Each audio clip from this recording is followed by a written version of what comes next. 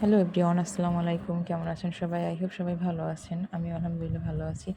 সেদিন আপুর বাসায় গেছিলাম। তো আপু সেদিন মুগ ডাল রান্না করছিল মাংস দিয়ে। তো ডালটা অনেক মজা হয়েছিল। তো আমি এমনি দুষ্টুমি করে বলতেছিলাম যে, আপু এই ডালের সাথে চাপটি পিঠাটা খেতে কিন্তু অনেক মজা। তো যেই বলা সেই কাজ।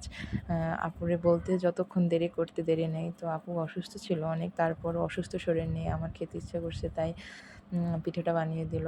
আর আমি সবার হাতের পিঠা তেমন খাই না। মানে এটা আমার কাছে মানে একটু কেমন জানি লাগে। আমার মানে যেটা চোখে দেখতে আমার ভালো লাগে ওইটি যতই মজার হোক কিন্তু আমার চোখে ভালো লাগতে হবে তারপর আমি খাই। আমার জানি না কার বেলায় এমনটা হয়। তো পিঠাটা অনেক মজার ছিল আর ডালটা অনেক মজার ছিল। তারপর আপু আবার এই পিঠাটাও বানিয়েছিল।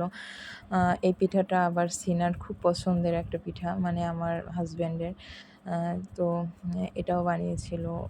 অসুস্থ কিন্তু তারপরও মানে আমি আ মানে অনেক ভাগ্যবান যে এরকম একটা বোন পাইছি যে আমার সকল সমস্যার সমাধান আমার আপু। মানে কি বলবো, আমি যতই সমস্যায় পড়ি না কেন আপু হলো মানে আমার সব সমস্যার সলভ করে দেয়। যাই হোক, আপনারা দোয়া করবেন যেন আমাদের এই বোনের সম্পর্কটা অনেক মানে সারা জীবন এরকম থাকে। আর আ পিঠাগুলো দেখতে কিন্তু অনেক ইয়াম্মি লাগতেছে। মানে খেতে কিন্তু অনেক মজা হবে আশা করি।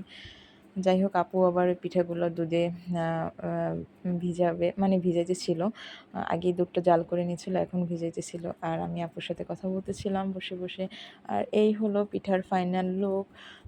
দেখতে কিন্তু অনেক ইয়াম্মি লাগতেছে, খেতেও অনেক মজা হয়েছে।